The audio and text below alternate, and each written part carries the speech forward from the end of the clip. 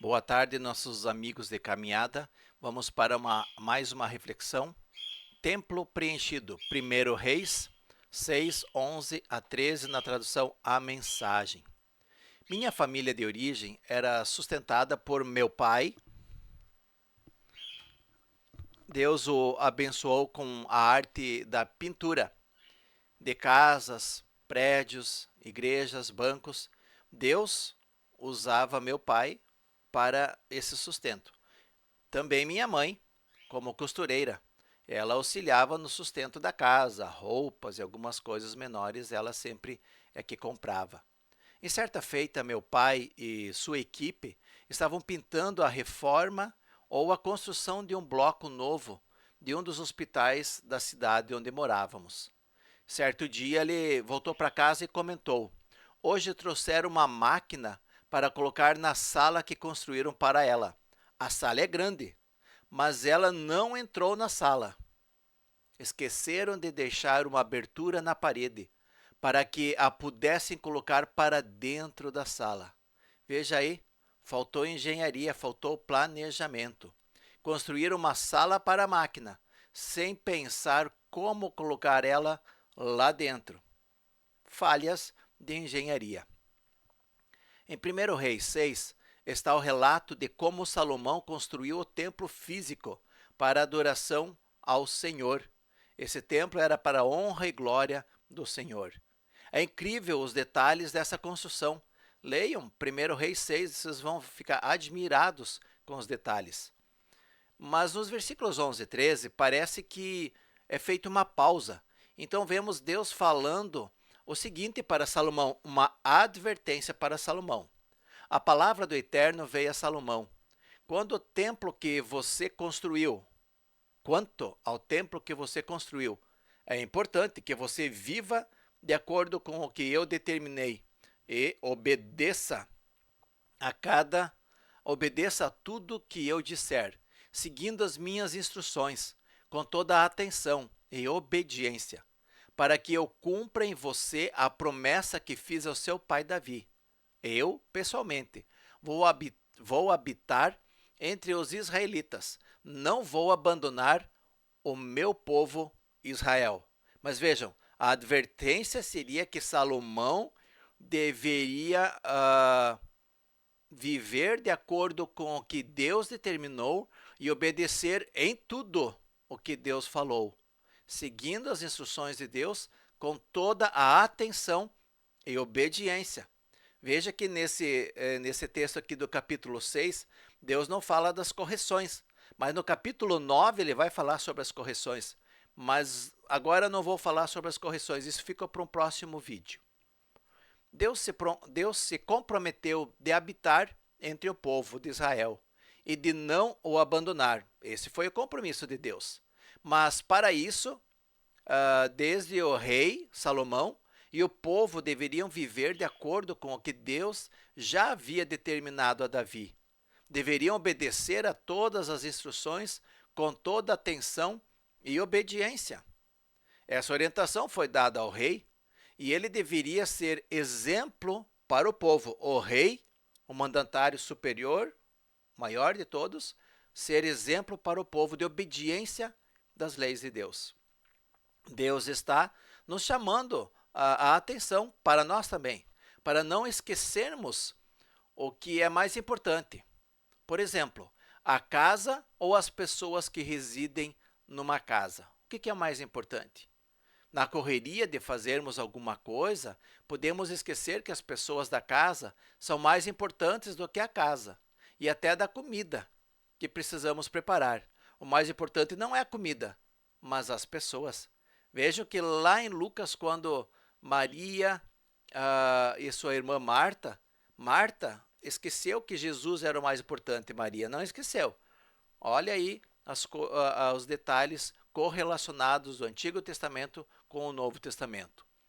Deus desejava habitar em cada casa, ou deseja habitar em cada lar, e para isso ele precisa ser convidado e recebido. Precisamos aceitar seu convite de relacionamento. Ele vem até nós a cada dia e nos convida a vivermos o dia com Ele, sob sua proteção. Cada dia, o dia de hoje, por exemplo, amanhã é outro dia. Não basta Ele estar por ali, Ele quer ser recebido em cada coração, no meu interior, no mais profundo do meu ser, na minha alma. No tempo de Salomão, esse templo físico, que também se chamava Templo de Salomão depois, ele foi construído para ser a marca da presença de Deus em meio ao povo de Israel.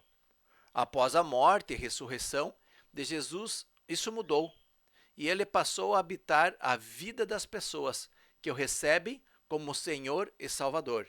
Hoje, a ênfase não está no templo, mas no Deus que habita as pessoas, porque as pessoas passaram a ser o templo do Espírito Santo. Em Oséias, vemos Deus denunciando o pecado do povo e o castigando e corrigindo, pois se desviou do caminho de Deus e buscou sua própria forma de tentar agradar a Deus. Aí veio a religiosidade. Deixaram de lado seus alertas e instruções. Foi um caos, desde os reis que se corromperam, os sacerdotes, profetas e o povo. Somente alguns ficaram firmes no caminho do Senhor. Já era assim naquele tempo. Naquele tempo já era assim. Esse templo foi destruído por Nabucodonosor, depois reconstruído num tamanho menor. E no ano 60 da era cristã, destruído novamente. Em Marcos 13, 1 a 13, Jesus fala da ruína desse templo físico. Até hoje, o povo de Israel deseja reconstruir esse templo, mas não conseguiram. A partir de Jesus, com sua vinda, que é o Filho de Deus no meio do povo, vemos isso em João 1,14, não mais no templo somente. Jesus, o Deus encarnado, está entre o povo e está no povo, quer dizer, nas pessoas que o recebem como seu Senhor e seu Salvador. Sua morte expiatória, a morte de Jesus, ele assumiu o preço de nossos pecados na cruz. E sua ressurreição, vencendo a morte, ele inaugurou outro tempo. Vivemos, então, no tempo da graça, onde a pessoa que reconhece seus pecados, se arrepende e aceita Cristo Jesus como seu Senhor e Salvador, passa a ser habitado pelo Espírito Santo de Deus. Então, Deus habita ao mesmo tempo no mais longínquo do universo, apesar de que o universo é pequeno demais para Deus, conforme o próprio Salomão falou em 1 Reis 8, 27, e em todos os lugares. Também vemos Davi falando sobre isso no Salmo 139. Aonde poderíamos nos esconder de Deus? Esse é o Salmo 139. Então Deus está em todos os lugares. Está entre nós, ao nosso derredor e no interior de cada um. Opa, isso mesmo. Deus imanente, sempre presente dentro de nós. As pessoas rebeldes são habitadas por Deus, contudo elas não o permitem assumir seu lugar. Não permitem Deus ser o Senhor, a luz em sua vida. E aí vivem nas trevas. Mas tem um detalhe importante que não podemos esquecer, e aqui muitos cristãos esbarram. Ele continua nos cobrando um estilo de vida em imitação, agora em imitação a Cristo.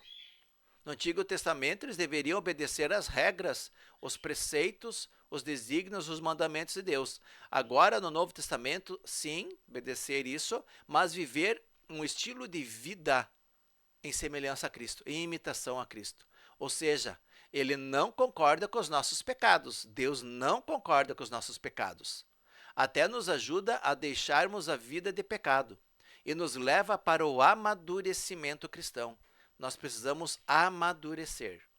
Ele nos aceita como somos, mas deseja nos levar para a maturidade, ao ponto de darmos frutos a Ele. Parte desses frutos são o nosso testemunho, nossa ajuda na necessidade ao próximo, praticarmos o bem, deixarmos a mentira, as calúnias e acusações, por exemplo. Jesus é um exemplo a ser seguido. Nós precisamos meditar na maneira como Jesus caminhava e buscar caminhar semelhante, de modo semelhante. Tudo bem, para nós é difícil sermos totalmente iguais a Jesus, mas precisamos começar nesse processo.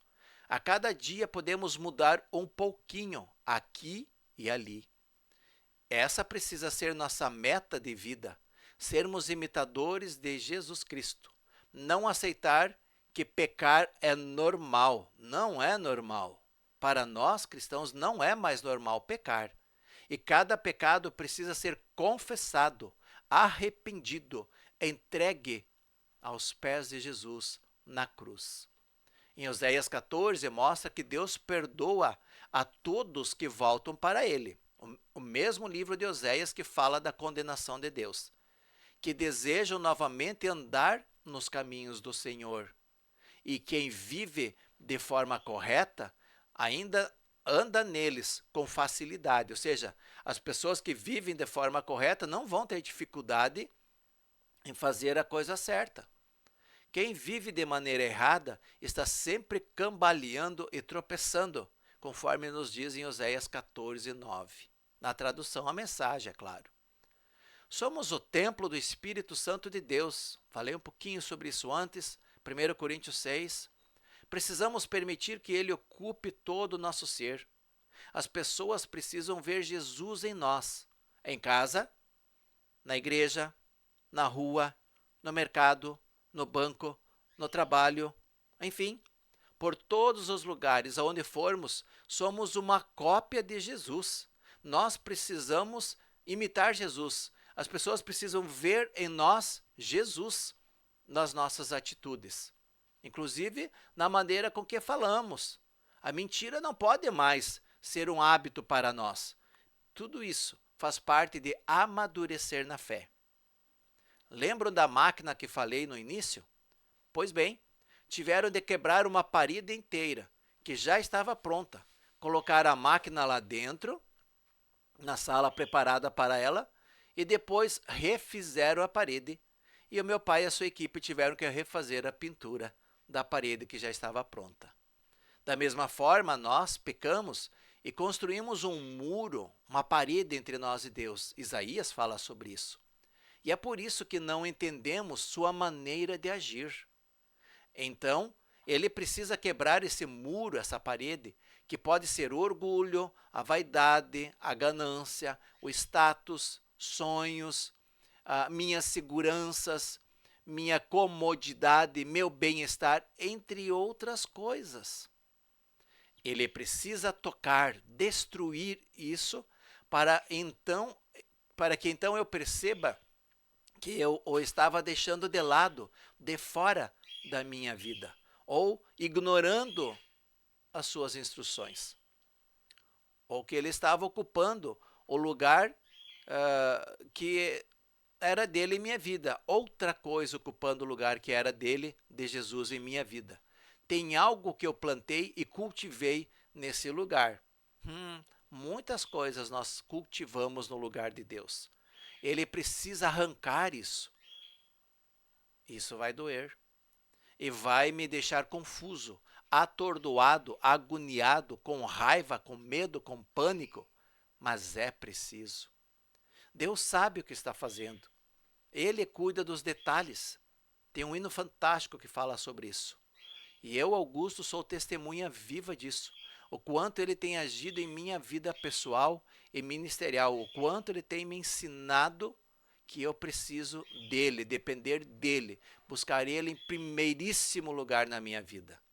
Ele precisa preencher todos os espaços em minha vida. Tudo mesmo, tudo, tudo. E aos poucos, no seu tempo, do seu jeito, ele vai colocar outras coisas no devido lugar. Por exemplo, o amor e a valorização próprios. Eu me valorizar, eu me amar, mas não acima dos outros, não acima dos meus filhos, não. Equilíbrio, equilíbrio. Ele vai me ensinar ou vai me dar um cônjuge e filhos casa e moradia, trabalho e sustento, exercícios físicos, lazer, saúde física e mental, formação, que é a educação, cursos e faculdade. Tudo isso que for preciso, dentro do equilíbrio e bom senso. No vídeo passado falamos um pouco também sobre isso. Assista novamente. Veja, Deus quer equilibrar a nossa vida, mas Ele quer ser o primeiro lugar, Ele quer estar em destaque em nosso ser. Nós fomos feitos por Ele para estarmos em relacionamento com Ele. E tudo que nós colocarmos no lugar dele não vai dar certo. Uma vez que Deus assumiu o primeiro lugar em minha vida e passo a ser um imitador de Cristo em tudo, Ele cuidará que todas as minhas necessidades sejam supridas. A primeira de todas é eu estar cheio do Espírito Santo de Deus. E como sou um templo do Espírito Santo, preciso estar cheio dele realmente. Isso faz sentido para você, meu amigo? Você é um templo de Deus preenchido pelo Espírito Santo? Oremos.